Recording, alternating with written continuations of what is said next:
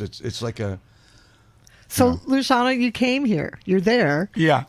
And you meet Pat Bird, and you went in and played on her piano in Professor Longhair's house. Yeah, but since then, I started coming to New Orleans to play some gigs. I played jazz fest. I played different artists. I played my gig too. Last week on Thursday, I just released Fessta Brasilis at the Maple Leaf. Excellent. There's another unbelievable thing to me, because suddenly I was in that same stage, in the same place that James Booker, one of my heroes, played. So it's crazy. While I'm playing the piano there and I play some James Booker tunes, like there's something that happens with musicians, that you are playing, sometimes you're playing, singing, but your mind is going somewhere else and thinking at the same time. And I'm thinking, man, what is happening here? Like I'm just in the same place where all my heroes used to play, and it gives me more energy. People ask me if I get nervous, but I don't have space to get nervous, because I'm enjoying so much that it's a lot of joy that I just enjoy the moment. You know? Yeah. Oh, but it's wonderful to feel your energy and your enthusiasm and hear you play, and know that, we talk a lot about the older generation. People my age are now becoming the older generation, and it's kind of weird. But then you look back and you think, Reggie played with Professor Longhair. Yeah. Okay. So that tradition is being carried down. You're coming in and you're learning about it from people like Reggie Scanlon or whatever, and or from going to Pat Bird's house. And there is something to be said. I remember when the station was back over in Armstrong Park, and I was new to the city. This was 30 years ago, and I was new to the city. And I came out, I was doing a late night show, came out 3 a.m, and everything was really, when it gets really hot and humid, like you could carve your name in the humidity, and the frogs are all going in the ponds. And I come out, and I swear to God, I felt the earth move in a way. This was Congo Square. And there was, I felt, this white girl from Minnesota via Colorado felt this power that came out of the dirt.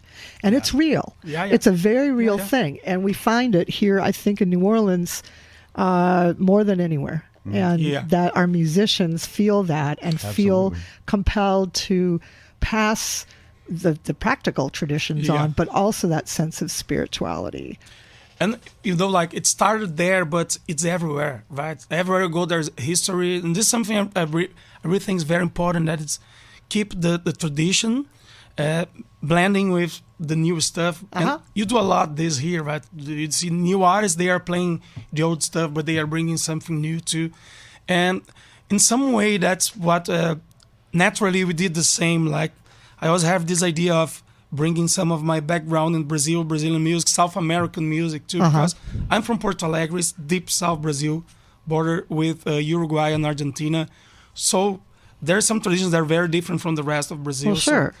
But at the same time, there's a lot of stuff that I listen there that is related to what plays here, because the music of the world is here in New Orleans. Oh, absolutely, absolutely. So, and if you get the Northeast traditions in music in Brazil, is very related to New Orleans music, Caribbean music.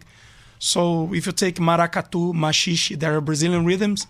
It's like second line and all kind of stuff. So this song, this single, in some ways, is this idea of blending, not like a academic study on how to blend rhythms and stuff, but I knew that if I put the musicians together, it would just happen, because the piano was this, and you bring all these guys that are on the single, like Kirk Joseph, John Fohl, Lionel Batiste Jr, with Tuti Rodrigues, who is a percussion player from Brazil who lived in Africa, and my band, the guys are already a lot into New Orleans music.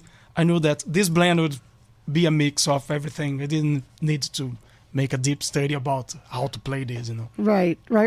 That is, I'm just so stoked. So you really, this is one of the things I love about what we do here, that incorporating and moving forward, taking the tradition, moving it forward, you're incorporating 2 completely different countries, worlds of music together and making something totally new. So, and we're going to do more of it actually too. Yeah. This is just the beginning.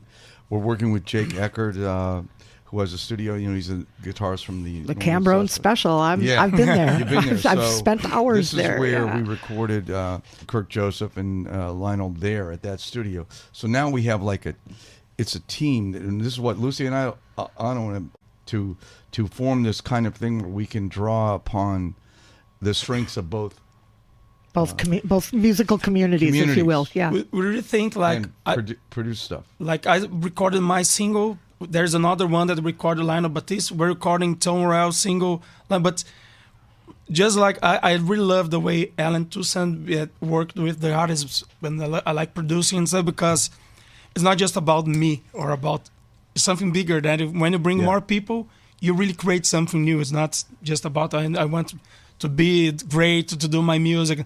No, let's bring people together and make their singles too, right? Well, I want to thank you guys for stopping by. Now, are you playing live? I'm asking this question cold because I don't know. Do you have any live performances coming up? Yeah, I need to check here because my mind, it's just Fessta. Oh, okay. I can't remember.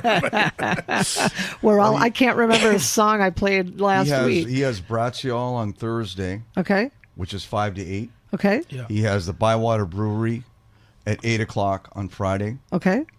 And then Saturday he's going to be playing at Frenchie's Gallery in between the sets at the Maple Leaf. Fantastic. Inside on that piano with Lionel Batiste Jr. Fantastic. And then Sunday he and I are going to play together at the gallery. Okay, starting around 8:30 to who knows when or whatever might happen. Okay, so we're going to go out with this brand new single, and I want to. How can people find out more information about you? This is the cool thing that about the single is that I didn't release this in the platforms and stuff yet. So if they want to listen to this, they need to listen to the DOZ. They need to listen to WWOZ. So this is the big radio debut here, folks. It is. I'm always pleased when we get to do that. It's always fun. I think, if I may add a suggestion, maybe you should say something in Portuguese to all the people that are listening there, because there's a lot of folks listening. Fantastic. Yeah. First, first I want to say hi, Annie, that's probably listening to us, right? Yeah. There's someone that really helped us here too. E queria mandar um abraço para todos os brasileiros que estão ouvindo aqui a WWOZ. Mandem mensagem aí, que queria agradecer muito a presença de vocês aqui ouvindo a WWOZ de New Orleans. Excellent. Don't forget to say hi to Dean Ellis. Dean. The Dean's List, exactly. We are working on the Caipirinha night, right? Yeah, we are. All right. Hey, look, you guys, thanks so much for coming in at the last minute. It was great to see you both play on WWOZ's Piano Night on Monday night. As a stage manager, I just have to tell you that it's one of the true events of my whole year. And I always have a surprise, and you were the surprise, Luciano. Thank you so much. I mean a lot. All right, let's hear that's brand new tune from Luciano Leães, and it is called Fessta Brasilis. Did I do it? Yes. That's it. All right, I now know 3 words of Portuguese. All right, thank you, darling. We'll see you soon.